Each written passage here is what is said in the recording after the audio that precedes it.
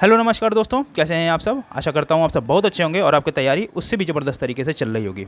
दोस्तों, आज का टॉपिक आप देख के जान ही गए होंगे क्या है। सामान्य भूगोल। सामान्य भूगोल ये क्या है, प्रीवियस ईयर का है दोस्तों अब प्रीवियस ईयर से के साथ देखिए, पहले तो आप लोग ने सभी लोग ने देखा होगा, लेकिन अब लास्ट समय में लास्ट नैप है ये दोस्तों। लास्ट के 15 दिन या 14 दिन बचे हुए हैं आपके एग्जामिनेशन में, ठीक है ना। अब ये लास्ट दिन में क्या है, सिर्फ आप प्रीवियस ईयर पे फोकस रहेंगे। अब क्या है ना, बहुत सारे टेस्ट सीरीज़ लगा करके हमारा जो दिमाग है, हमारा जो माइंड का ओरिएंटेशन है, वो टेस्ट सीरीज़ के हिसाब से क्या हो गया, सेट हो गया होगा। लेकिन दोस्तों अब फिल क्या करना है, हमें प्रीवियस ईयर जो पूछती आई है बीपीएससी विगत वर्षों में, उन पे ध्यान देना है और अपने दिमाग को ये देखना है कि इस सवाल पे ये कहाँ ट्रैप लगाती है। चलिए आइए दोस्तों, बिना फर्दर डिले किए हुए आज का जो है सेशन स्टार्ट करते हैं। लेकिन सेशन स्टार्ट करने से पहले आप सभी से मैं विनती करता हूँ कि प्लीज़ चैनल को लाइक, शेयर और सब्सक्राइब जरूर कर दिएगा दोस्तों, सो दैट कि मुझे उससे मोटिवेशन मिलता है। चलिए दोस्तों, बिना फर्दर डिले किए हुए स्टार्ट करते हैं। ये क्या, विश्व का भूगोल, ठीक है ना, ठीक है ना, वर्ल्ड ज्योग्राफी से हम स्टार्ट करेंगे दोस्तों। ये भी आपकी दो पार्ट्स में आएंगे दोस्तों। चलिए स्टार्ट करते हैं। पहला सवाल क्या है, निम्नलिखित में से कौन सा सौर मंडल का भाग नहीं है। कौन सा सौर मंडल का भाग नहीं है दोस्तों, तो वो कौन सा नहीं है, निहारिका जो है वो है सौर मंडल का भाग नहीं है दोस्तों। देखिए 53वें से 55वें बीपीएससी में, ये सिर्फ बिहार पीसीएस के प्रोस्पेक्टिव से दोस्तों है, इसको पे आप ध्यान दीजिएगा। चलिए देखिए इसका एक्सप्लेनेशन क्या कहता है। सौर मंडल का निर्माण लगभग 4.6 बिलियन वर्ष पूर्व हुआ था दोस्तों। और वहीं देखें तो सौरमंडल में सूर्य तारा ऐसे खगोलीय पिंड है जो सम्मिलित होते हैं, जो गुरुत्वाकर्षण बल द्वारा उससे जुड़ते रहते हैं। इन्हें ग्रह, बौने ग्रह या प्राकृतिक उपग्रह, क्षुद्र उपग्रह, उल्काएं, धूमकेतु और खगोलीय धूल आदि भी शामिल हैं। जबकि निहारिका सौरमंडल का भाग नहीं है दोस्तों। ये याद रखिएगा, ये पूछा भी है कौन सौरमंडल का भाग नहीं है, ठीक है ना। सौरमंडल का भाग कौन नहीं है, कौन है नहीं, निहारिका नहीं है। सवाल नंबर 2, वैज्ञानिक जिन्होंने सर्वप्रथम खोज की कि पृथ्वी सूर्य के चारों ओर घूमती है, ये किसके द्वारा खोजा गया था दोस्तों। ये क्या कहा था, कोपरनिकस के द्वारा खोजा गया था, ठीक है ना। कोपरनिकस के द्वारा कहा गया था, ठीक है ना। और ये देखिए यहाँ पे मैंने ये लिखा हुआ भी है, लिटिल कमेंट्री।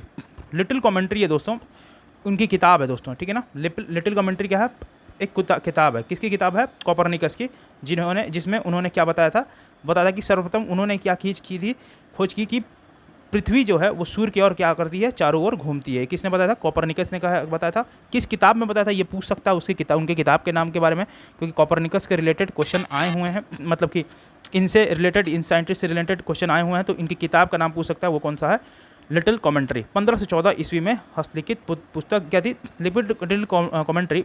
कोपरनिकस ने उस सिद्धांत का प्रतिपादन किया था जिसमें कहा गया था कि सूर्य ब्रह्मांड के केंद्र में है तथा पृथ्वी उसकी परिक्रमा करती है। उल्लेखनीय है कि 6ठी शताब्दी ईस्वी के प्रसिद्ध भारतीय खगोलविद वारामिहिर ने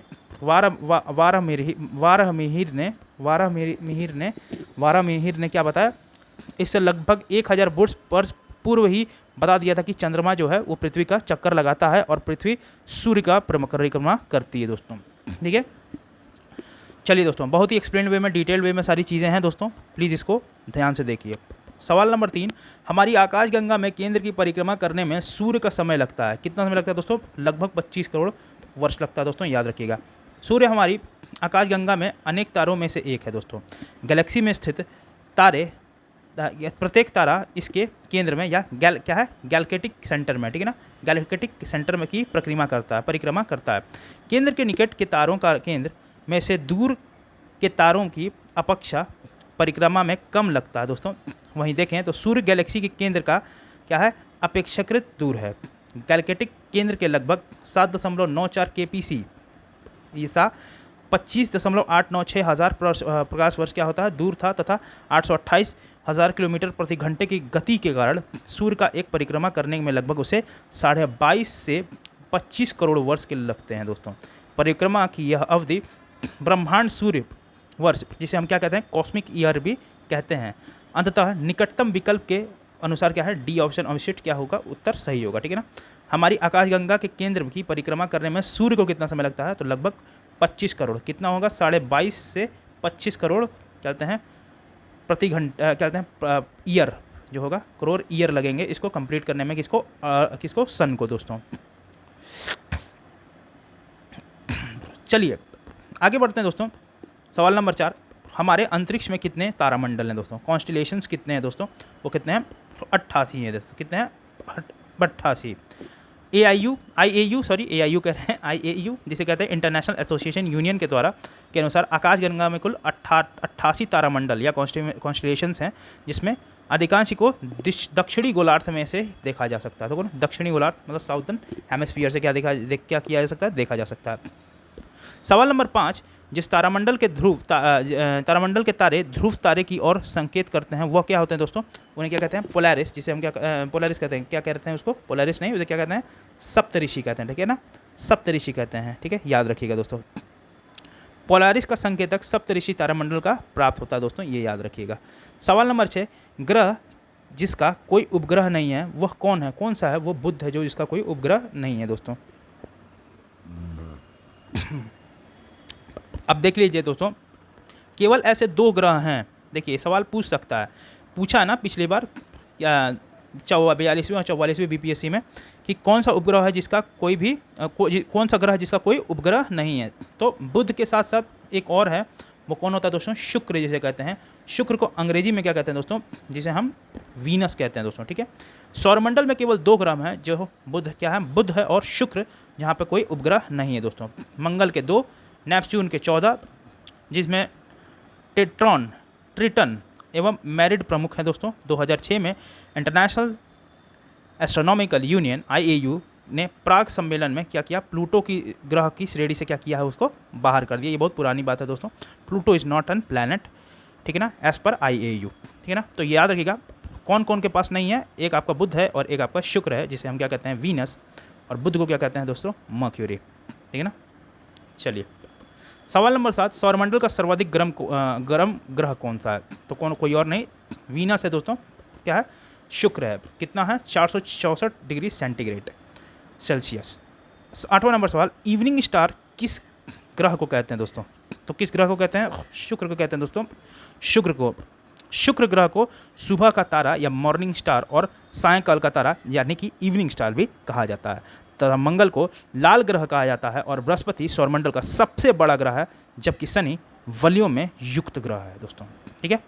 चलिए आ जाते हैं हम सवाल नंबर 9 पे। पृथ्वी तक पहुंचने के लिए सूर्य में से चला प्रकाश समय लेता है कितना टाइम लेता है दोस्तों, बहुत आसान है, आया हुआ कई बार सवाल, तो ये है 8 मिनट लेता है, ठीक है। सूर्य जो है वो पृथ्वी तक पहुंचने में करीबन 8 मिनट का समय लेता है, 8 मिनट 19 सेकंड का समय लेता है दोस्तों, ठीक है।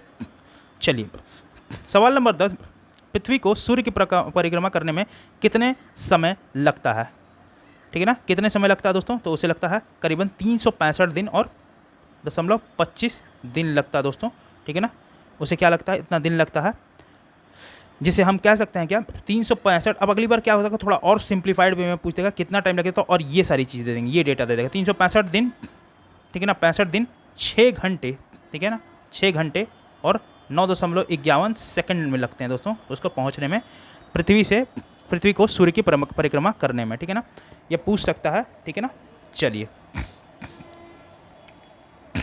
सवाल नंबर 11 क्या बोलता है, क्या पृथ्वी परिक्रमा करती हुई प्रति मिनट करीब कितने दूरी तय करेगी दोस्तों, करीब कितनी दूरी तय करती है, पृथ्वी परिक्रमा करती हुई प्रति मिनट करीब कितनी दूरी तय करती है, 1 मिनट में कितने किलोमीटर की दूरी तय करती है दोस्तों, तो देखिए वो कितना दूर का, देखिए आइए देखते हैं इसका एक्सप्लेनेशन।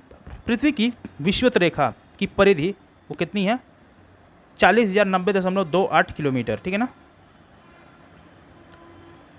इस दूरी को पृथ्वी अपनी धुरी पर लगभग 23 घंटे 56 मिनट में क्या करती है, तय कर लेती है।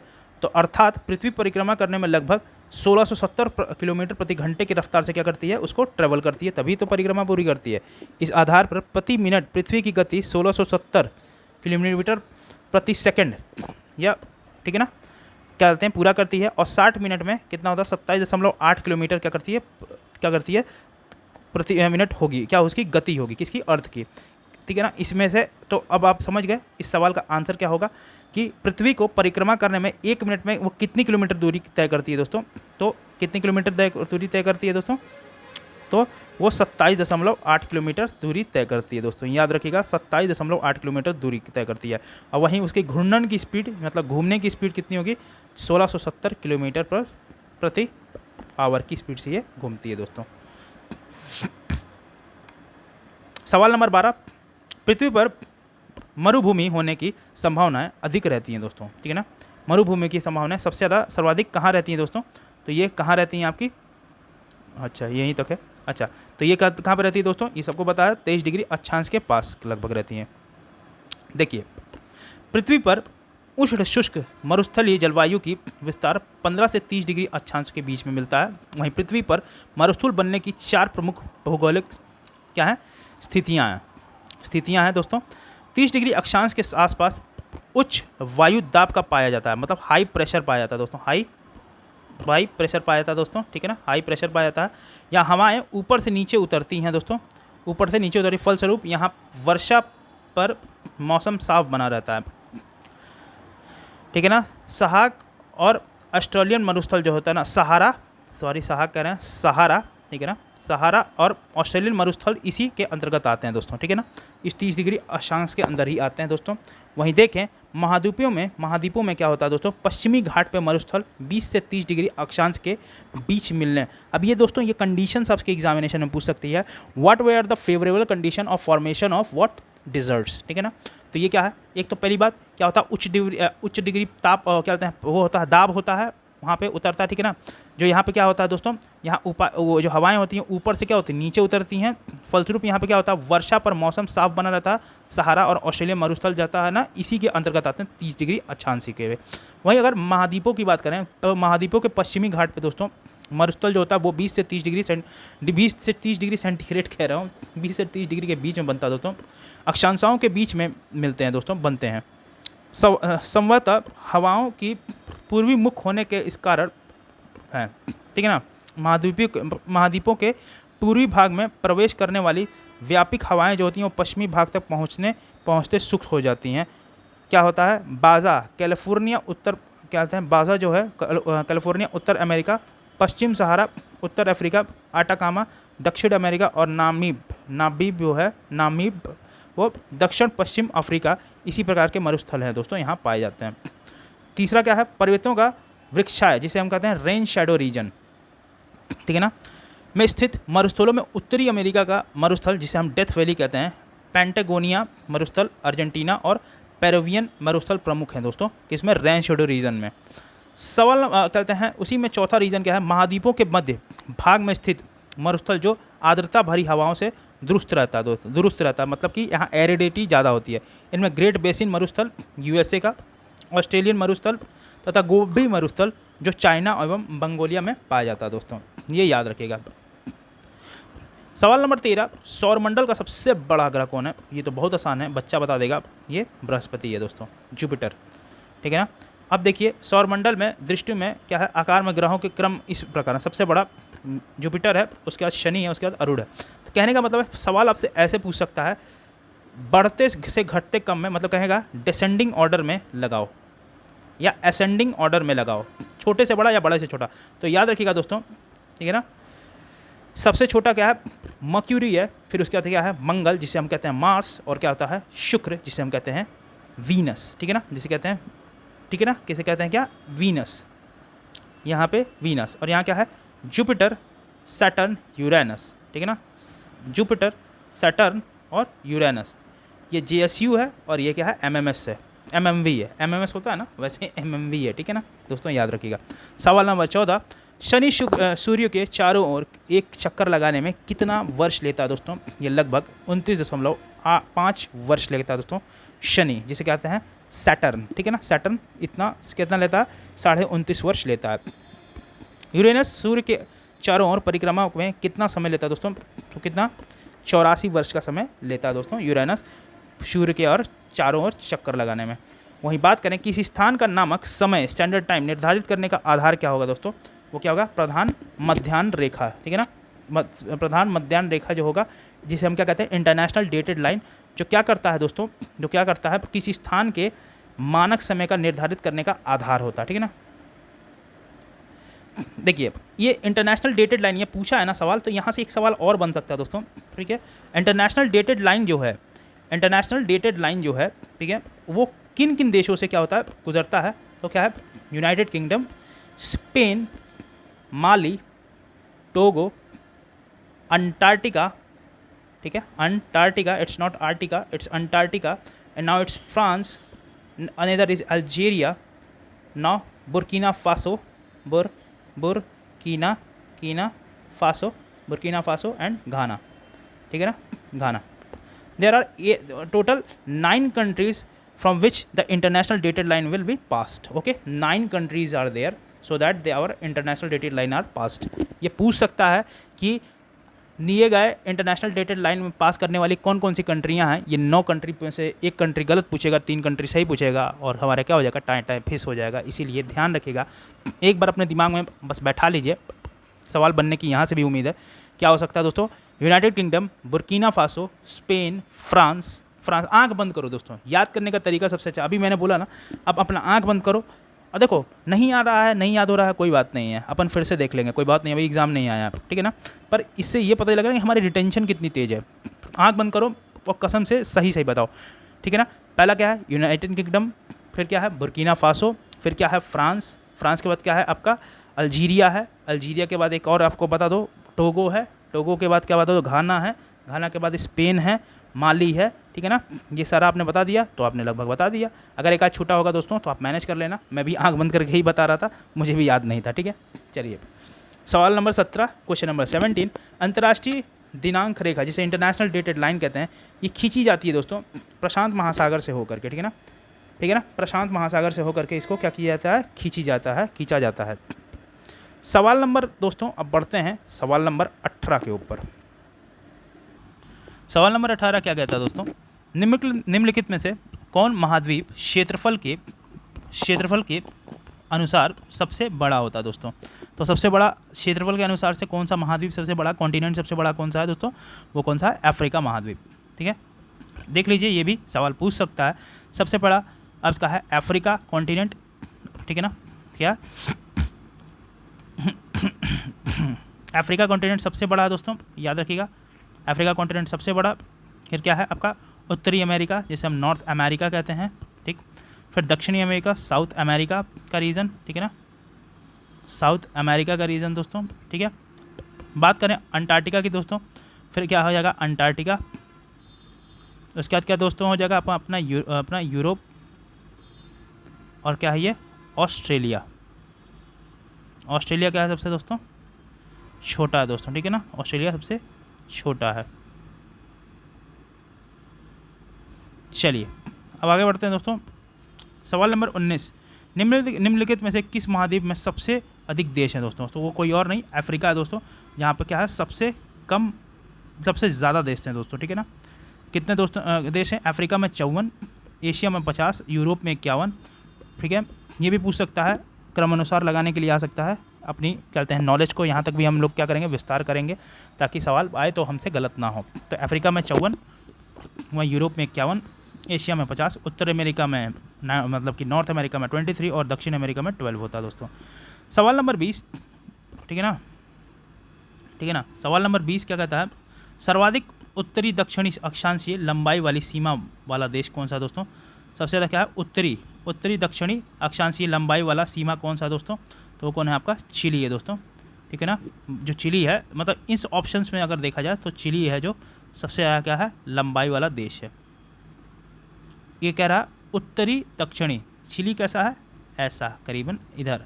अगर हम बात करें तो ये हमारा साउथ अमेरिका के रीजन में पाया जाता है दोस्तों। साउथ अमेरिका जो है हमारा साउथ अमेरिकन कॉन्टिनेंट है, ये करीबन इस तरीके का चिली का क्या है, मतलब कि इस तरीके की चिली क्या है, इसका परिप्रेक्ष्य ऐसा कुछ है, ठीक है ना। और इसका जो बनाया हुआ नीचे जो साउथ अमेरिका है कुछ ऐसे। तो ये जो चिली है, ये देखिए ना, यहाँ पे फ़िश प्रोडक्शन सबसे बहुत ज़्यादा होता है दोस्तों चिली में, ठीक है ना। तो चिली का ये रीज़न है दोस्तों, ठीक है, चिली का ये रीज़न है। चलिए सवाल नंबर 21, निम्नलिखित में से किस देश में सर्वाधिक द्वीप हैं दोस्तों। सर्वाधिक द्वीप जो हैं, द्वीप सबसे ज़्यादा द्वीप कहाँ पे हैं, तो वो कहाँ पे हैं, इंडोनेशिया में दोस्तों, सबसे ज़्यादा इंडोनेशिया में है, ठीक है ना। जो द्वीप है दोस्तों सबसे ज़्यादा पूरे वर्ल्ड में इंडोनेशिया में है, ठीक है ना, वो वहाँ पे। उसके बाद फिलीपींस में है, फिर इसके बाद क्या है, मालदीव्स में, फिर क्यूबा में है।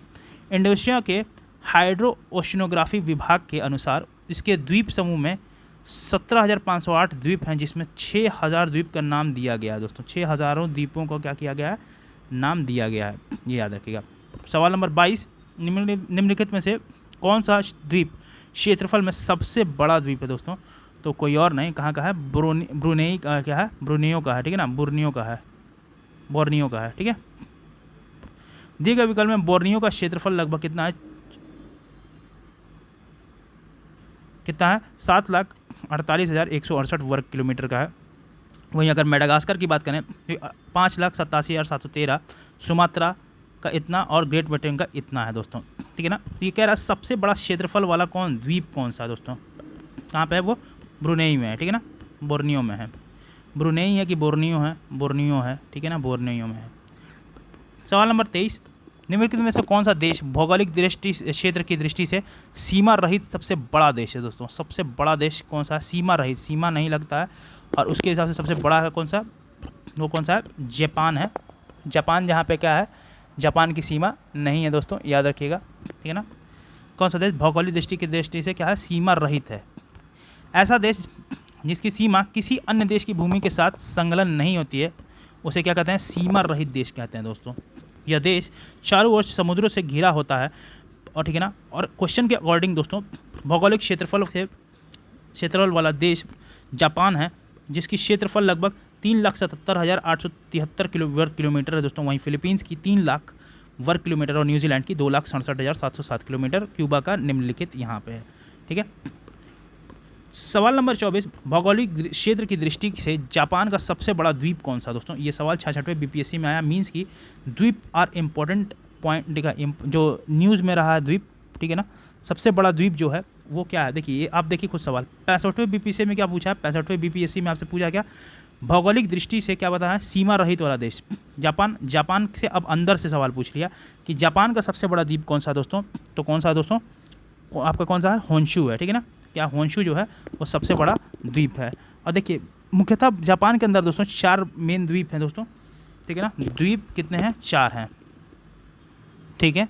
तो जैसे देखिए, ये द्वीप का क्या मतलब है दोस्तों? द्वीप क्या कहते हैं? आइलैंड कहते हैं इसे। और आइलैंड क्या होता है दोस्तों?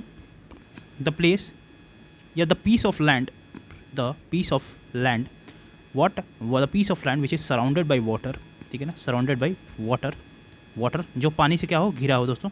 तो ये बोल रहा है भौगोलिक दृष्टि के क्षेत्र की दृष्टि से दोस्तों सबसे बड़ा द्वीप कौन सा दोस्तों? वो कोई और नहीं है, होन्शु है दोस्तों। मुख्यतः देखिए जापान में कुल 4 द्वीप हैं, जिसमें होकाइडो, होन्शु, शिकोकू और क्यूशु है दोस्तों। और देखिए सबसे चारों द्वीपों में सबसे बड़ा कौन है? होन्शु है दोस्तों, ये याद रखिएगा, ठीक है ना। अब सबसे बड़ा पूछ चुका है तो सबसे छोटा भी पूछ सकता है दोस्तों, एकदम पूछ सकता है। संभावनाएं हैं दोस्तों ऐसे सवाल आने की, क्या है? संभावनाएं हैं दोस्तों। तो सबसे छोटा जो है वो कौन सा है? तो देखिए दोस्तों, छोटा अगर पूछ ले तो सबसे छोटा जो होता है उसे हम क्या कहते हैं? Shikoku, smallest island of Japan, ठीक है। वहीं अगर बात करें दोस्तों तो कुल मिला करके अगर बात करें तो जापान में कुल कितने आपके आइलैंड्स हैं दोस्तों, ठीक है ना। आपने देख लिया मुख्यतः 4 हैं, कुल मिलाकर 42 आइलैंड्स हैं टोटल, ठीक है ना, ठीक है ना। केवल 42, बहुत ज़्यादा आइलैंड्स हैं इसमें दोस्तों। लेकिन सबसे छोटा कौन था? शिकोकू है। और सबसे बड़ा क्या है, जिसका क्या नाम है दोस्तों? हम लोग ने देखा था होन्शु है, ठीक है ना। बड़ा और छोटा याद रखिए, 42 आइलैंड का नाम याद रखना ज़रूरी नहीं है दोस्तों। आइए आ जाते हैं आप सवाल नंबर 25 पे। सवाल नंबर 25 क्या कहता है? 25 नंबर वाला सवाल, ठीक है ना। ग्रीनलैंड निम्न देशों में से किस देशों का भाग है, ठीक है ना। ग्रीनलैंड निम्न देशों में से किस देश का भाग है? वो आपका डेनमार्क का भाग, ठीक है। ग्रीनलैंड जो है वो डेनमार्क का भाग है दोस्तों, याद रखिएगा, ठीक है, ठीक है। तो ग्रीनलैंड जो है वो डेनमार्क का पार्ट है। सवाल नंबर 26, अग्नेय चट्टानों के लिए निम्नलिखित में से कौन सा कथन सत्य है, ठीक है ना। इग्नियस रॉक की बात कर रहा है। अग्नेय चट्टानों के लिए निम्नलिखित में से कौन सा कथन जो है, ये स्टेटमेंट जो है वो सही है। ये क्या होते हैं? वे क्रिस्टलाइन तथा क्या होते हैं? अक्रिस्टलीय दोनों ही होते हैं दोस्तों। यही क्या है आपका जो कथन है जो वो सत्य है। वो क्रिस्टलाइन भी होते हैं और अक्रिस्टलाइन भी दोनों ही होते हैं, ठीक है। चलिए चलते हैं दोस्तों अपने अगले सवाल नंबर 27 पे। अवसादी शैलों के लिए निम्नलिखित में से कौन सा कथन सत्य है? अवसादी जो शैल होते हैं उसमें से कौन सा कथन सत्य है?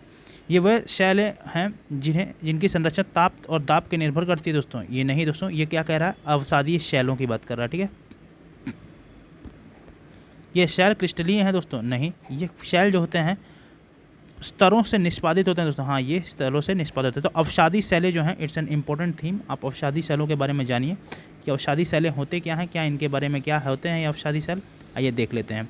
अवसादी शैलों की बात करें तो इसे हम सेडिमेंट्री रॉक्स कहते हैं दोस्तों। इनका निर्माण जो है अवसादों, जैसे कि क्या होता है, एकत्रीकरण जो होता है ना, अवसाद जो होती हैं उनसे क्या होता है, वो बनता है, निर्माण होता है दोस्तों, ठीक है ना। कलेक्शन होता है ना सेडिमेंट्स का, ठीक है ना। निर्माण अवसादों के एकत्रीकरण के कारण फलस्वरूप होता है। इसमें जीवाश्म जैसे कि फॉसिल्स भी पाए जाते हैं, परतें पाई जाती हैं, किंतु ये शैवाल रेवेदार या क्रिस्टली नहीं होते हैं दोस्तों, ठीक है, नहीं होते हैं, ठीक है, याद रखिएगा। सवाल नंबर 28 की बात करें, माउंट एटना। माउंट एटना कहाँ है? एक क्या है दोस्तों? ये एक ज्वालामुखी है। ये क्या है? ज्वालामुखी है, वॉल्केनो है दोस्तों। माउंट एटना की बात कर रहे हैं तो ये क्या है? एक सक्रिय ज्वालामुखी है दोस्तों। ये एक एक्टिव वॉल्केनो है दोस्तों। पूछ सकता है वॉल्केनोस भी क्या है, एक पॉइंट है, ठीक है ना। वॉल्केनो क्या है? वॉल्केनोस के बारे में जरूर देख लीजिएगा अगर न्यूज़ में है कोई दोस्तों, ठीक है ना। एक वॉल्केनो न्यूज़ में भी है दोस्तों, मैंने आपको पढ़ाया है, जाकर करंट अफेयर देखिए, उसमें बताया हुआ, आप जाकर के उसे पढ़िए। जो क्या है, इटली में सिसिली द्वीप के पूर्वी तट पर क्या है स्थित है। इसकी सर्वोच्च ऊंचाई 3350 मीटर है दोस्तों, याद रखेंगे। सवाल नंबर 29, मौना लोवा का उदाहरण क्या है दोस्तों? ये क्या है? एक सक्रिय ज्वालामुखी है। क्या है? मौना लोवा क्या है? एक सक्रिय ज्वालामुखी है, जो कि कहाँ पे है दोस्तों? यूएसए में पाया जाता है, यूनाइटेड स्टेट्स ऑफ अमेरिका, जिसे हम संयुक्त राज्य अमेरिका भी कहते हैं दोस्तों। ये लगभग क्या है कि लगभग आधे भाग पर विस्तृत है दोस्तों। माउंट लोवा जो है लगभग आधे भाग पर क्या है? विस्तृत है। आकार की दृष्टि से ये पृथ्वी का सबसे बड़ा सक्रिय ज्वालामुखी है और हवाई द्वीप पर स्थित मौना लोवा ही है, ठीक है ना, ही है, ठीक है ना। हवाई द्वीप है ना, हवाईयन आइलैंड में क्या है, हवाईयन आइलैंड में क्या है, ये भी स्थित है, क्या? मौना लोवा, याद रखिएगा दोस्तों। सवाल नंबर 30, वर्ष 2004 के हिंद महासागरीय भूकंप तथा उससे परिणामित सुनामी के संबंध में निम्नलिखित इसमें से कौन सा कथन सही नहीं है? सुंडा खाई के में भारतीय प्लेट के बर्मी प्लेट के से अग्नगमन वाले क्षेत्र में लगभग 1200 किलोमीटर भ्रंश रेखा का क्या 1200 किलोमीटर भ्रंश रेखा का 15 मीटर तक क्या है खिसकाव होने के कारण भूकंप की उत्पत्ति हुई है दोस्तों। क्या कह रहा है? क्या उत्पत्ति हुई है दोस्तों? ये एकदम सही है दोस्तों। इसी के कारण क्या हुआ है परिणामी क्या सुनामी में इंडोनेशिया के तट पर क्या है अफ्रीका के क्या दोस्तों, अफ्रीका के पूर्वी तट तक अधिकांश से लगभग 8500 किलोमीटर की दूरी तक तटों पर क्या हुआ? घोर विध्वंस हुआ दोस्तों, किया गया है, एकदम सही है। सवाल नंबर ऑप्शन नंबर 3, वर्तमान में अनुमानों के अनुसार भूकंपीय सुनामी ने समुद्र में डूबी गई अनगिनत लाशों के अतिरिक्त 50 लाख से अधिक लोगों की मौत के घाट उतारा है दोस्तों। ये क्या दोस्तों? यही गलत है, ठीक है ना। 50 लाख से ज़्यादा लोगों की घाट नहीं उतारा है, ठीक है। चलिए आगे बढ़ते हैं दोस्तों, क्योंकि देखिए 50 लाख हैं कि 20 लाख हैं, ठीक है ना। कितने लोग मरे हैं ये कोई बात नहीं, ये डेटा यहाँ से छेड़छाड़ कर सकता है एग्जामिनर, और आप यहाँ पे आप सवाल गलत कर सकते हैं। सवाल नंबर 34 वहीं पूछता है, विश्व का सबसे ऊंची चोटियों किस प्रकार के पर्वतों में पाई जाती हैं दोस्तों? प्राचीन में पाया जाता है? नहीं दोस्तों, नवीन मोड़दार पर्वत पाया जाता है, जिसे क्या कहते हैं? न्यू फोल्ड माउंटेन कहते हैं, न्यू फोल्ड माउंटेन कहते हैं दोस्तों। ये इसमें से किसका क्या है? हिमालय इसका क्या है? उदाहरण है दोस्तों। हिमालय इज द उदाहरण ऑफ न्यू फोल्ड माउंटेन। तो वही बात करें सवाल नंबर 32 की, विश्व की सर्वाधिक लंबी पर्वत श्रृंखला कौन सी है दोस्तों? वह एंडीज़ है दोस्तों, याद रखेंगे, एंडीज़ है। एंडीज़ की बात करें तो दक्षिणी अमेरिका की प्रमुख व विश्व की सबसे लंबी पर्वत श्रेणी है, वर्ल्ड्स लॉन्गेस्ट माउंटेन रेंजेस है। इसकी लगभग लंबाई 7200 किलोमीटर की है दोस्तों। वहीं रॉकीज माउंटेन की बात करें दोस्तों, ये उत्तरी अमेरिका, जिसे हम नॉर्थ अमेरिका की प्रमुख क्या है? फोल्ड माउंटेन है दोस्तों, ठीक है ना। इसकी लगभग लंबाई 4800 किलोमीटर है। वहीं हिमालय रेंजेस की बात करें तो ये दक्षिण एशिया में भारत में उत्तरी सिर पे है और लगभग 2500 किलोमीटर फैली है। तो सबसे बड़ी कहते हैं लॉन्गेस्ट रेंज कौन सी है? एंडीज़ की है दोस्तों। दक्षिण अमेरिका की क्या है? सबसे प्रमुख व विश्व की सबसे लंबी श्रेणी कौन सी है? एंडीज़ की है दोस्तों। बात करें अगर सवाल नंबर 33 की, तो कोकस प्लेट किनके मध्य पाई जाती है दोस्तों? कोकस प्लेट किनके मध्य पाई जाती है? वो मध्य अमेरिका और तथा प्रशांत प्लेट के पाई जाती है। प्लेट्स भी क्या है? एक थीम है दोस्तों एग्जामिनेशन पर्सपेक्टिव से, ये याद रखेंगे। माउंटेन्स भी क्या है दोस्तों? एक थीम है एग्जामिनेशन पॉइंट ऑफ व्यू से। सबसे बड़ी, सबसे छोटी, लंबी, छोटी बड़ी, ठीक है ना, ये आपसे सवाल पूछा जा सकता है। ज्वालामुखी, ज्वालामुखी इज़ ऑल्सो एन क्या है, is also an what, is also an theme. आप क्या है, ये आप क्या है, एक तरीके से साइंटिफिक वे से पढ़ रहे हैं दोस्तों, आपको ये सारी चीज़ों को अंतिम समय तक देख लेना है, सवाल यहाँ से आने के पूरे चांसेस हैं। संयुक्त राज्य अमेरिका का बात करें तो यूएसए, संयुक्त राज्य अमेरिका का रस्ट बाउल निम्नलिखित में से किस प्रदेश में पाया जाता है दोस्तों? रस्ट बाउल, ठीक है ना, रस्ट बाउल किस में पाया जाता है दोस्तों? सर्वाधिक किस में पाया जाता है दोस्तों? ये बोल रहा है, इसमें इलायंस, इंडियन और मिशिगन, आहोए तथा पेंसिल्वेनिया का क्षेत्र शामिल होता था। इसमें ग्रेट लेक्स प्रदेश, पीटर्सबर्ग आदि शामिल हैं, ठीक है ना। तो यहाँ एक से अधिक विकल्प है दोस्तों, तो कोई बहुत बड़ी बात नहीं है, आप इसको क्या कहते हैं, एक से अधिक चीज़ें शामिल है। चलिए सवाल नंबर 35, किलिमंजारो क्या है दोस्तों? किलिमंजारो तो बहुत आसान है, क्या है, वल्केनो है दोस्तों।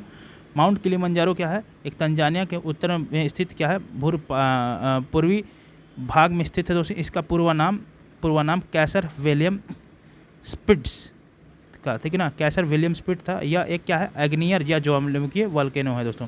क्या है, ये अभी क्या है, ज्वालामुखीय वोल्केनो है दोस्तों, ठीक है ना। चलिए सवाल नंबर 36, डेजर्ट।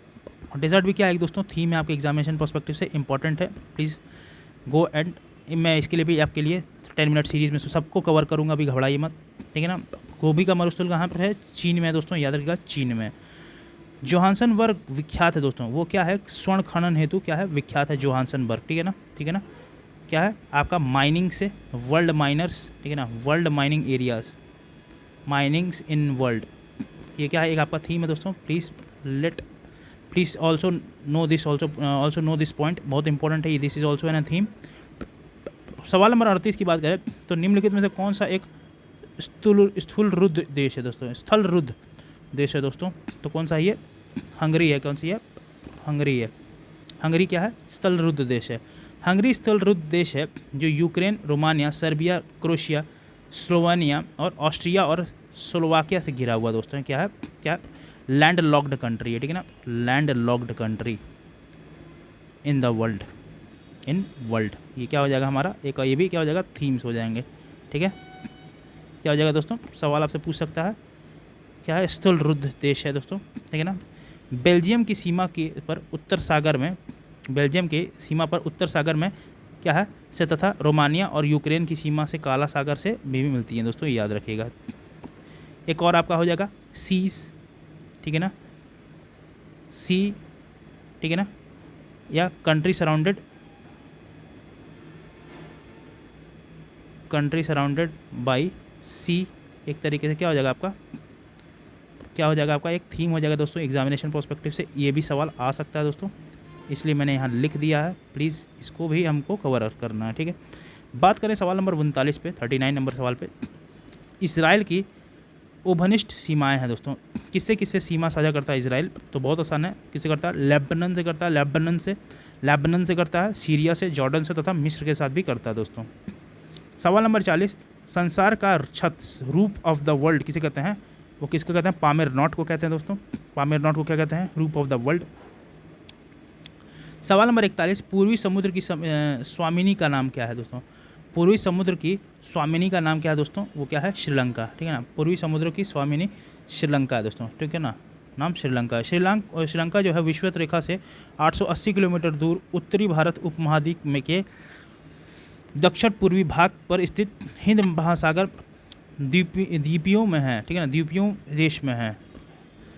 इसे हिंद महासागर का क्या कहा गया? मोती भी कहा गया है, किसको? इसी को, श्रीलंका को। The pearl of the Indian ocean, और एशिया का क्या है? प्रवेश द्वार, द गेटवे ऑफ एशिया भी कहा जाता है इसको। सवाल नंबर 42 की बात करें, 42 नंबर सवाल की, तो पृथ्वी की सतह का वह भाग जो पानी से ढका है लगभग, ठीक है ना, क्या है? पृथ्वी का वह सतह भाग जो पानी से ढका, वो कितना है? 2/3 हिस्सा जो है पानी से ढका है दोस्तों, ठीक है, 2/3, 2/3 जो है वो पानी से ढका हुआ है दोस्तों, ठीक है ना, ये याद रखिएगा। वही बात करें तो पृथ्वी की सतह के कुल क्षेत्रफल के लगभग 30% भाग पे क्या स्थल है, और 70% भाग पे क्या है आपका? पानी है दोस्तों, ये याद रखिएगा। वहीं बात करें सवाल नंबर 43 की, समुद्र तल पर पृथ्वी के केंद्र पर सबसे निकट स्थान कौन सा है दोस्तों? तो वो कौन सा है? नॉर्थ पोल है दोस्तों। क्या है? उत्तरी ध्रुव है। बात करें तो पूर्वी केंद्र की से सबसे निकटतम बिंदु कौन सी है दोस्तों? उत्तरी ध्रुव की है दोस्तों, जो अंटार्कटिका महासागर के तली हो, जो कि पृथ्वी के केंद्र से 65-53 किलोमीटर की दूरी पर स्थित है दोस्तों, याद रखिएगा। सवाल नंबर 44 वहीं कहता है क्या? 6400 किलोमीटर की लंबाई और 2000 किलोमीटर से अधिक, ये क्या है? चौड़ाई वाला एक काटक उत्तरी एवं दक्षिणी अटलांटिक महासागरीय श्रेणी के मध्य से गुजरता है हुआ हिंद महासागरीय श्रेणी और फिर ऑस्ट्रेलिया तथा अंटार्कटिका के बीच से कहाँ पे? दक्षिणी महासागर द्रोणी में क्या होता है? द्रोणी में क्या होता है? प्रवेश करता है। यह कटक है दोस्तों। ये कौन सा कटक है वो बताना है दोस्तों। वो कौन सा है आपका? ये आपका है मध्य, जो महासागरीय कटक है वो है दोस्तों, जिसे मिड ओशियन रिज कहते हैं दोस्तों, याद रखिएगा। गल्फ स्ट्रीम सवाल पूछ सकता है स्ट्रीम्स के पेपर भी। गल्फ स्ट्रीम कहाँ बहती है दोस्तों? ये एक महासागर, ये कहाँ बहती है कह रहे हैं? गल्फ स्ट्रीम पूछ रहे हैं। गल्फ स्ट्रीम कोई चीज़ कहीं बहती है, कहाँ बहती है दोस्तों? ये एक महासागरीय धारा है दोस्तों, याद रखिएगा। ग्रैंड कैनियन क्या है दोस्तों? ग्रैंड कैनियन क्या है? एक गॉर्ज है दोस्तों, याद रखिएगा। एक खड्ड है। ये क्या है? गॉर्ज है, ठीक है ना। गॉर्ज क्या होता है दोस्तों? आप जानते हैं, जो पानी जो बहुत ही क्या बोलते हैं, डीप गॉर्जेस बनाती हैं नदियाँ, ठीक है ना। पानी गिरता है, डीप गॉर्जेस बनाती हैं। ग्राउंड कैनियन संयुक्त अमेरिका के परियोजना प्रांत के कंबोडिया नदी पर स्थित एक क्या है? खड्ड, एक गॉर्ज है। इसकी लगभग 446 किलोमीटर जो है, चौड़ाई 4 से 29 किलोमीटर एवं गहराई 1.6 किलोमीटर के दोस्तों। सोचिए कितना लंबा गॉर्ज बनाती है। सवाल नंबर 47, विश्व का बृहत्तम डेल्टा निर्मित है दोस्तों। सबसे बड़ा कौन सा डेल्टा है? गंगा ब्रह्मपुत्र डेल्टा दोस्तों, ये विश्व का सबसे बड़ा डेल्टा है। सवाल नंबर 48, फिजी द्वीप, जो फिजी आइलैंड है वो कहाँ पाया जाता है दोस्तों? कौन से महासागर में पाया जाता है दोस्तों? ये पाया जाता है प्रशांत महासागर में, ठीक है ना, पैसिफिक एशियन में पाया जाता है। सवाल नंबर 49, स्वेज नहर जोड़ती है दोस्तों। स्वेज कैनाल जो है वो किसको किसको जोड़ती है दोस्तों? वो किसको जोड़ती है? भूमध्य सागर और लाल सागर को जोड़ती है दोस्तों, याद रखिएगा। स्वेज कैनाल जो है, स्वेज कैनाल कनेक्ट्स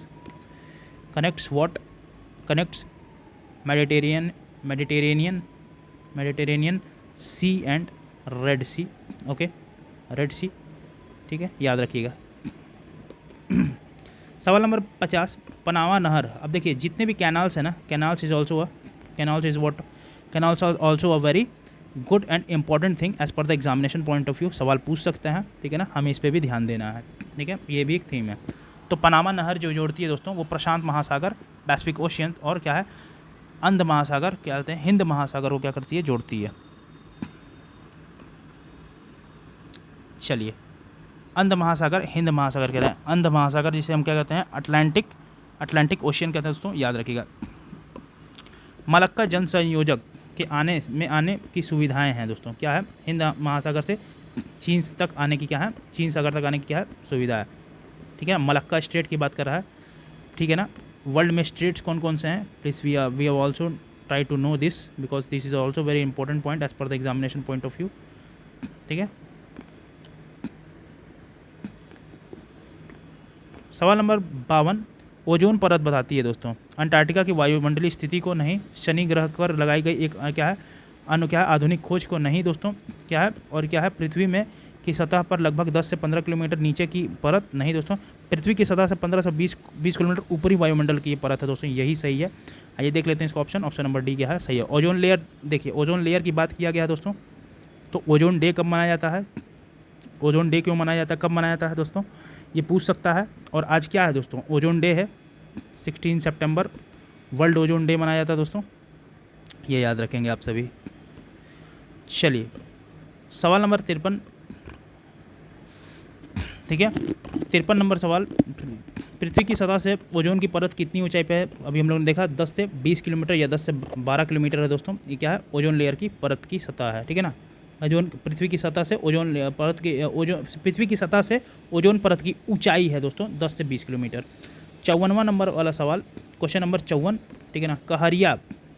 काहिरा का समय ग्रीनविच में से 2 घंटे आगे है, अंततः यह स्थित है दोस्तों, ये कहाँ स्थित है? ये पूर्वी देशांतर पे स्थित है दोस्तों, ईस्टर्न पे, ठीक है। सवाल नंबर 55 की बात करें, सवाल नंबर 55 की, तो दक्षिणी गोलार्ध में सबसे बड़ा दिन कब होता है दोस्तों?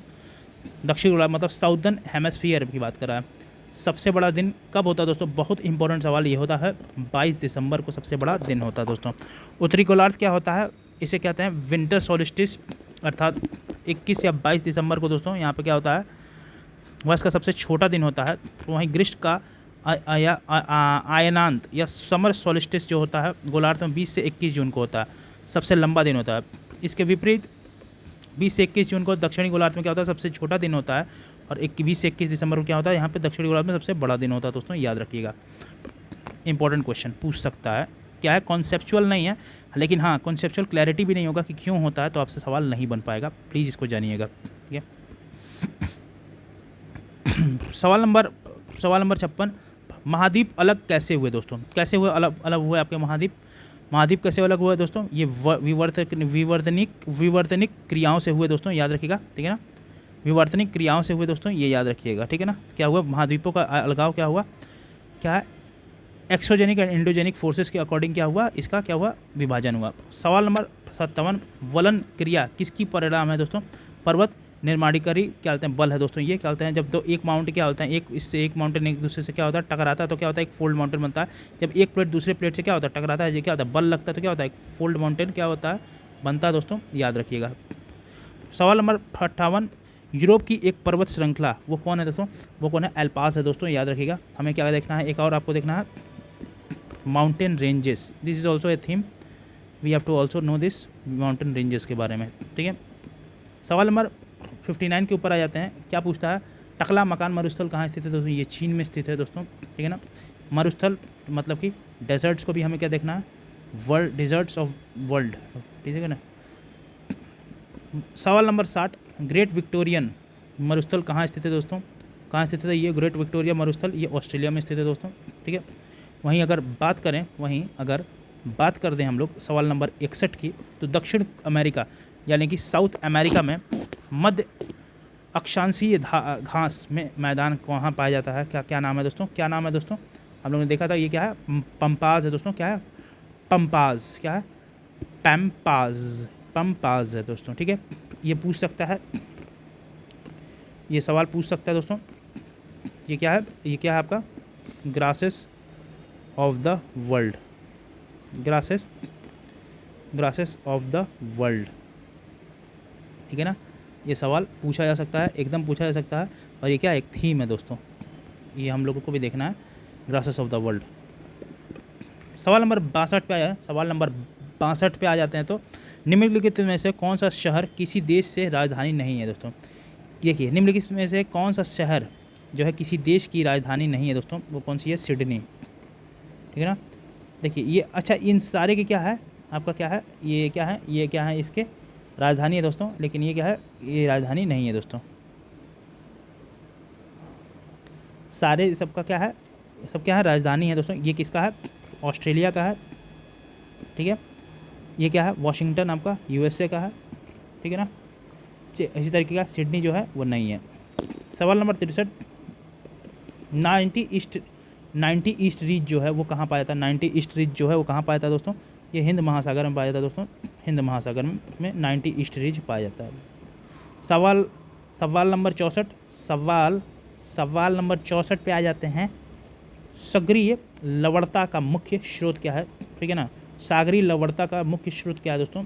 ठीक है ना, जिसे क्या कहते हैं, क्या कहते हैं ना, सी की एसिडिटी। ठीक है ना, लवणता कितना एसिडिक है दोस्तों? ठीक है ना, कितनी लवणता ज़्यादा है, देखिए ना, सागरीय सी का एसिडिक का लवणता सबसे का मुख्य स्रोत क्या है दोस्तों? वो क्या है, भूमि है दोस्तों, याद रखिएगा, भूमि है। सवाल नंबर 65, अरब सागर के पानी का औसतन खारापन है दोस्तों, कितना है, 35 पीपीटी है दोस्तों, याद रखिएगा, 35 पीपीटी है। ठीक है ना।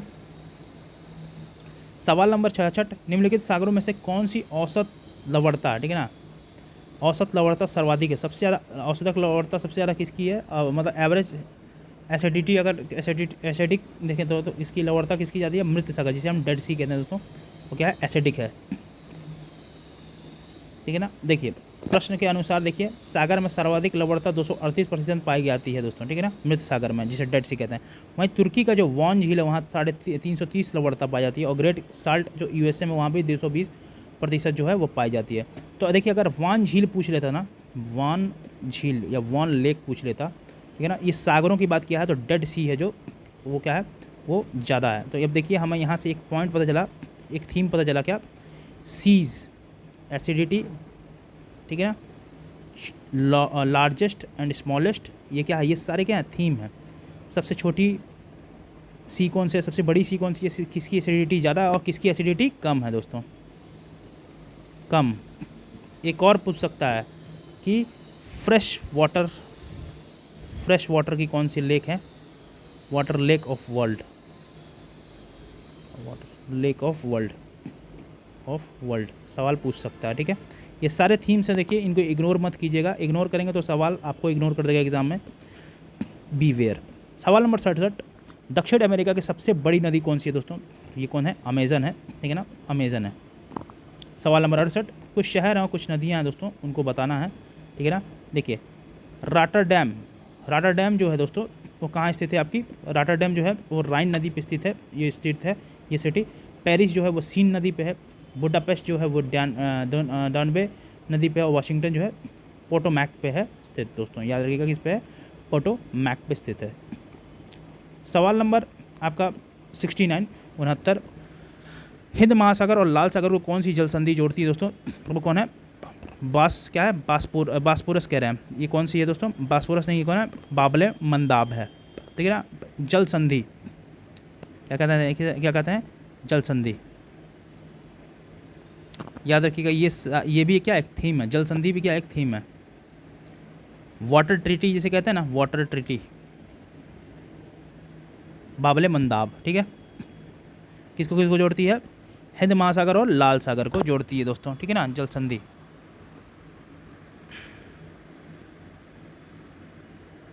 चलिए आ जाते हैं दोस्तों अगले सवाल पे, ठीक है ना। देखिए कुछ इंपॉर्टेंट जो हैं उसी रीजन में, ठीक है ना। हारमुज जो जल संधि है दोस्तों, ठीक है ना, हारमुज जो जल संधि है वो फारस की खाड़ी और ओमान की खाड़ी को जोड़ती है। बासपोरस जल संधि क्या करती है, वो काला सागर और मरमरा सागर को जोड़ती है। मलक्का अगर जल संधि की बात करें तो अंडमान निकोबार, अंडमान सागर और दक्षिण चीन सागर को जोड़ती है। सवाल नंबर 70 की बात करें, सवाल नंबर 70, सबसे ज़्यादा अत्यधिक गर्म कौन सा है दोस्तों, ये सहारा डेजर्ट है जो सबसे ज़्यादा गर्म है दोस्तों, ये याद रखिएगा। सबसे गर्म डेजर्ट जो है वो कौन सा, ये आपका सहारा डेजर्ट है। अत्यधिक ठंडा कौन सा है दोस्तों, वो अंटार्कटिका है। वहीं अत्यधिक वर्षा वाला कौन सा जगह है दोस्तों, वो कौन सा है, चेरापूंजी है, ठीक है ना। अत्यधिक सूखा कहाँ पे आता है जो दोस्तों, चिली में पाया जाता है दोस्तों, यह पाया जाता है चिली में, ठीक है। चलिए सवाल नंबर 71, किस मिट्टी में कोशिका या कैपिलरी सबसे अधिक प्रभावशाली होती है दोस्तों, वो चिकनी मिट्टी में होती है दोस्तों, क्लेई सॉइल में होती है। सवाल नंबर 72 कहता है विश्व में सबसे अधिक कोयला उत्पादन वाला देश कौन सा है दोस्तों, तो वो कोई और नहीं, चीन है। सवाल नंबर 73 कहता है क्या निम्नलिखित में से कूलागार्डी में कौन सी क्रिया संपन्न होती है दोस्तों, तो कौन सा है, सोना खनन में दोस्तों, ठीक है ना, जिसे हम कहते हैं माइनिंग घोस्ट। इस क्षेत्र में सोना की खोज 1892 में हुई दोस्तों। वर्तमान में यह पर्यटकों के लिए माइनिंग घोस्ट टाउन है दोस्तों, ठीक है ना, याद रखिएगा।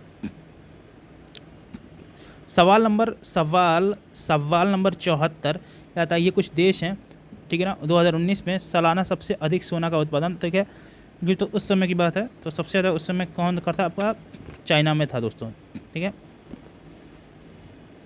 सवाल नंबर 75, विश्व में एल्यूमिनियम का सबसे बड़ा उत्पादक कौन है दोस्तों, वो कोई और नहीं, भारत है दोस्तों, ठीक है, ठीक है। भारत में क्या है, सबसे बड़ा उत्पादक कौन है, भारत है दोस्तों, ठीक है। जबकि यहाँ पे भारत में कुछ, यहाँ देखिए देखिए इंडियन मिनरल ईयर बुक 2019 के आंकड़ों के अनुसार, ठीक है ना, कौन है, भारत है। वहीं 2018 में एल्युमिनियम उत्पादन करने के हिसाब से विश्व के 5 देश हैं दोस्तों, पहला चीन, फिर रूस, कनाडा, फिर भारत है दोस्तों, फिर क्या है, यूएई है। सवाल नंबर 76, ठीक है ना, सवाल नंबर 76 देखिए सबसे ज़्यादा जो, देखिए मेरे कहने का मतलब इस ऑप्शन के अकॉर्डिंग भारत है दोस्तों, और तो कोई है नहीं, तो इसलिए क्या है, भारत है। सबसे ज़्यादा होता है चीन में, फिर रूस में, फिर कनाडा में, फिर भारत में। तेल का कोष सबसे ज़्यादा किस देश में है दोस्तों, तो किस देश में है, वो वेनेजुएला में है, किस में, वेनेजुएला में। सवाल नंबर 77, कोयला का सामान्य प्रकार है दोस्तों, सामान्य प्रकार क्या है, बिटुमिनस है, ठीक है। सवाल नंबर 78, ऊर्जा के वाणिज्यिक स्रोतों में विशुद्धित शामिल होते हैं दोस्तों, क्या होते हैं, शक्ति, कोयला, गैस जल विद्युत और क्या है यूरेनियम क्या है, ये क्या है वाणिज्यिक स्रोतों के विशुद्धित हैं, शामिल हैं दोस्तों। ठीक है, सवाल नंबर 69, निम्नलिखित में से कौन सा शहर धातु के व्यापार का सबसे बड़ा केंद्र है दोस्तों? सबसे बड़ा केंद्र कौन सा है धातु के व्यापार के लिए? लंदन है दोस्तों, याद रखिएगा लंदन है। सवाल नंबर 80, साफ रात मेघी रातों की अपेक्षा अधिक ठंडी होती है दोस्तों। साफ रात जो होती है वो मेघी रातों की अपेक्षा अधिक ठंडी होती है, क्योंकि दोस्तों वहाँ पे क्या होता है विकिरण की प्रक्रिया जिसे कहते हैं क्या, विकिरण, रिफ्लेक्शन जो होता है वो प्रॉपर हो जाता है, हीट क्या हो जाता है बाहर चला जाता है, ट्रैप नहीं होता है। सवाल नंबर 81, मानसून का निवर्तन इंगित होता है दोस्तों, वो क्या होता है दोस्तों? साफ आकाश से होता है दोस्तों। ठीक है ना, इंगित किससे होता है और किससे होता है दोस्तों? बंगाल की खाड़ी में अत्यधिक दाब परिस्थिति होने से और क्या है स्थल का तापमान बढ़ने से दोस्तों। सवाल नंबर 82, ये कुछ युग्म है जो मिलान सही है दोस्तों, वो बताना है। भूमध्य सागरीय क्षेत्र में क्या होती है दोस्तों? गर्मी की वर्षा नहीं दोस्तों। भूमध्य रेखीय क्षेत्र में क्या होती है? गरज के साथ वर्षा एवं मध्याह्न में होती है दोस्तों, यही सही है। ऑप्शन नंबर बी क्या हो जाएगा? बी क्या हो जाएगा? सही हो जाएगा। सवाल नंबर 83 पे आते हैं, निम्नलिखित में से किस क्षेत्र में भूमध्य सागरीय जलवायु प्रचलित नहीं है दोस्तों? कहाँ प्रचलित नहीं है? तो ये कहाँ नहीं है? पंपाज में नहीं है दोस्तों, याद रखिएगा पंपाज में। बात करें 84 नंबर सवाल पे, 84 नंबर सवाल कहता है अफ्रीका की क्या है मूलभूत जनजाति जिसे कहते हैं पिग्मी किस नदी घाटी में पाई जाती है दोस्तों? ये कहाँ पाई जाती है? कॉन्गो में। तो ये एक चीज़ और पूछ लिया गया है, वर्ल्ड ट्राइबल, ठीक है ना, वर्ल्ड ट्राइबल, ठीक है ना, ठीक है ना, वर्ल्ड ट्राइबल के बारे में भी हमें देखना होगा थोड़ा। ठीक है, चलिए आगे बढ़ते हैं दोस्तों। सवाल नंबर 85 पे आ जाते हैं। ठीक है, 85 पे आते हैं, पिग्मीज निवासी हैं दोस्तों। ठीक है ना, पिग्मीज निवासी कहाँ के हैं दोस्तों? ये कहाँ के हैं? अफ्रीका के निवासी हैं दोस्तों। कहाँ के? अफ्रीका के निवासी। ठीक है, तो पिग्मीज निवासी कहाँ के हैं? अफ्रीका के हैं। सवाल नंबर 86, एस्किमोस निवासी कहाँ के? देखिए ये बहुत लगातार पूछ लिया सवाल दोस्तों, तो ये अपने आप क्या हो जाएगा? इंपॉर्टेंट हो जाएगा, ये इंपॉर्टेंट हो जाएगा। ये क्या है? थीम है, वर्ल्ड्स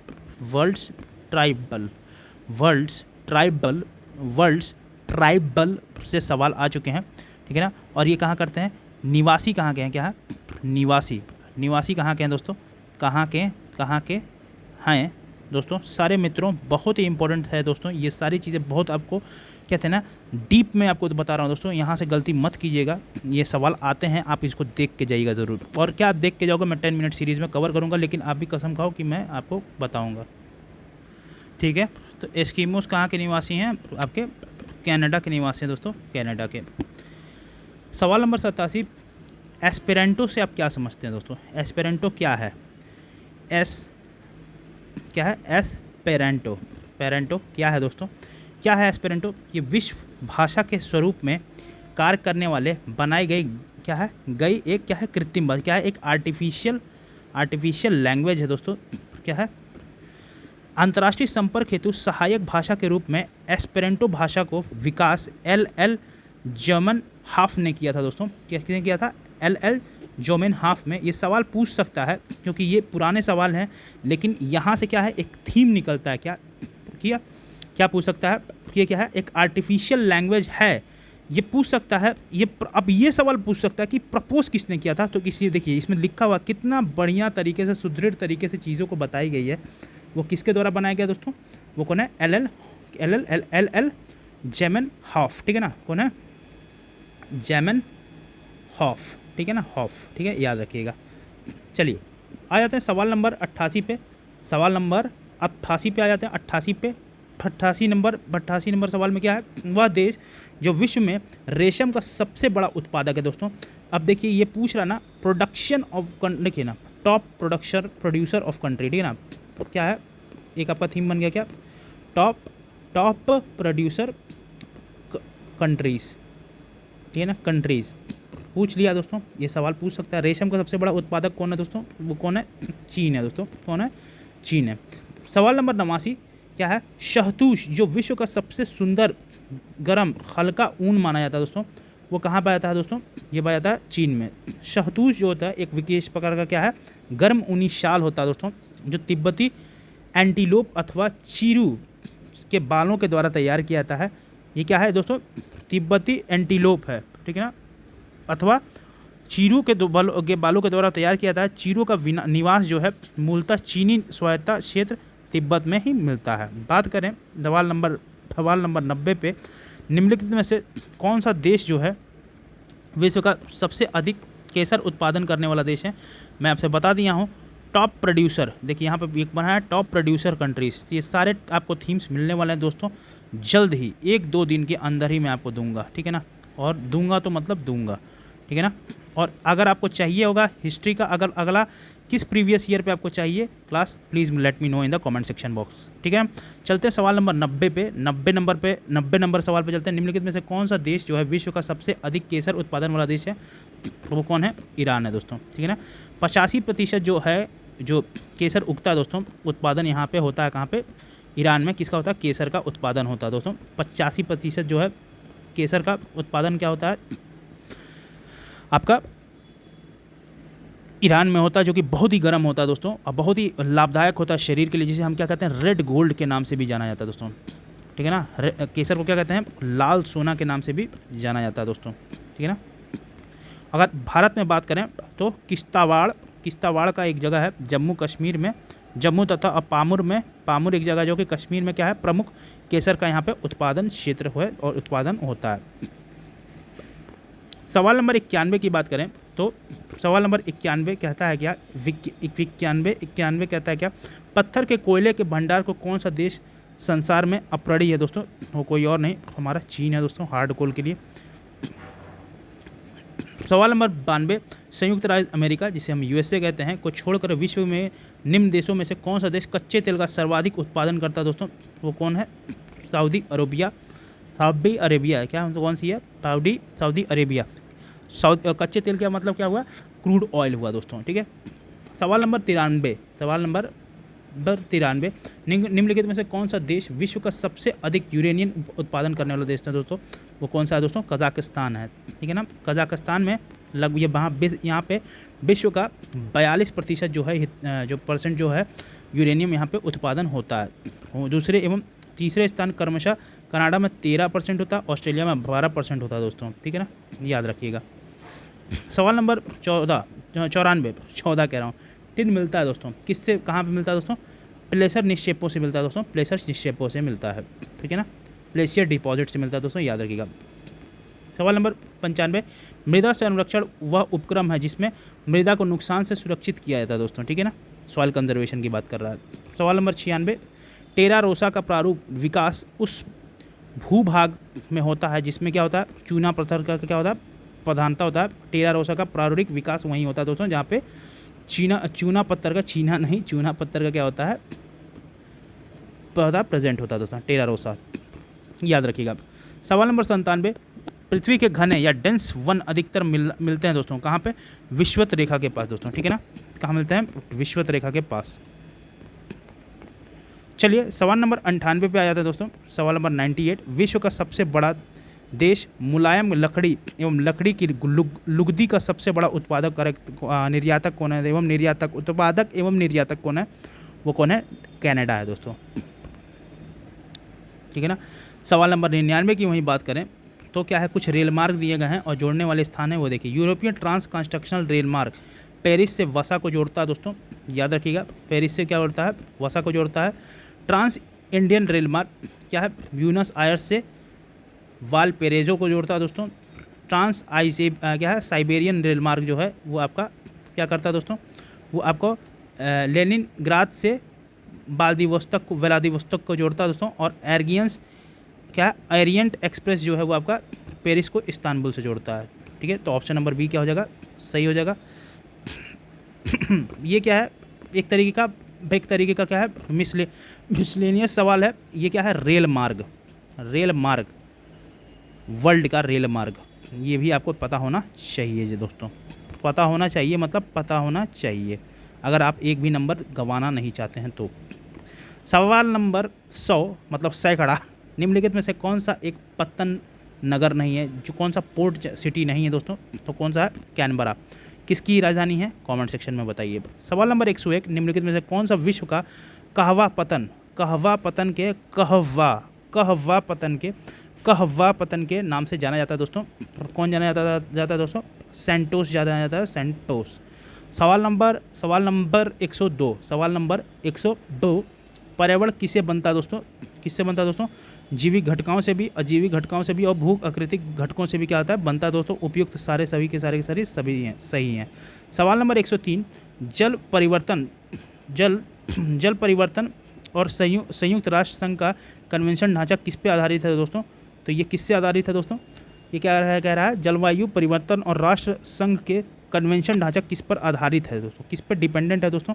तो ग्रीन हाउस गैसों के उत्सर्जन पे ये क्या है आपका? डिपेंडेंट है। अब हमारे यहाँ से एक और थीम पता चल गया, क्या? इम्पॉर्टेंट कन्वेंशंस, ठीक है ना? इम्पॉर्टेंट कन्वेंशन, ठीक है ना? कन्वेंशन और एंड और क्या है? प्रोटोकॉल्स, ठीक है ना? जैसे कार्टेगोना प्रोटोकॉल, ठीक है ना? ये सारे प्रोटोकॉल्स जो हैं वो सब भी हमें देखना जरूरी है। चलिए अगले सवाल, चलिए अच्छा सवाल यहाँ खत्म हो गया दोस्तों। तो ये क्या था? अभी हम लोगों ने क्या देखा? विश्व का भूगोल देख लिया दोस्तों, जो कि बहुत इंपॉर्टेंट है दोस्तों। ये बहुत ही लो हैंगिंग फ्रूट है। देखिए हिस्ट्री पे नज़र सबकी होती है, मॉडर्न हिस्ट्री पे सबकी नज़र होगी, एंशिएंट पे सबकी होगी, मेडिवल की हिस्ट्री सब पे होगी। लोग ज्योग्राफी को, इकोनॉमी का सेक्शन को क्या करते हैं? छोड़ देते हैं, और वहाँ से ही सिलेक्शन जो बच्चा पढ़ के जाता है उसका सिलेक्शन हो जाता है, और हम अपना मुंह ताक के चले जाते हैं। खाली पूछ लेंगे कुंवर सिंह, तो कुंवर सिंह का बताएंगे तो 1000 लोग आंसर दे देंगे, और ये पूछ लेंगे कि क्या कहते हैं ये किस चीज़ का कन्वेंशन है, तो आपका केवल 10% आंसर लोग दे पाते हैं, ठीक है ना? तो आप समझ सकते हैं ना, जिस चीज़ को ट्रेडिशनली पढ़ाया जा रहा है और ट्रेडिशनली लोग पढ़ रहे हैं, उससे अब सिलेक्शन नहीं होने वाला दोस्तों। आपको क्या होना चाहिए? व्यापक जानकारी होना चाहिए, हर सब्जेक्ट के बारे में जानकारी होना चाहिए। अरे आप एस्पायरेंट हो सर, आपको हर जगह नज़र रखनी होगी। चलिए दोस्तों मिलते हैं अब नए इसके अध्याय में। भारत के भूगोल में प्रीवियस ईयर बहुत इंपॉर्टेंट है, प्रीवियस ईयर ही चलेगा दोस्तों, और आपको यही पढ़ा करके आपका सिलेक्शन के मैं कामना करता हूँ। मन लगा के पढ़िए, जितना बताया उतना पढ़िए, सिलेक्शन निश्चित होगा। चलिए दोस्तों फिर चलता हूँ, मिलता हूँ नेक्स्ट नए अध्याय में आपको लेकर के। आपसे नए अध्याय में मिलता हूँ, तब तक के लिए जय हिंद, जय भारत।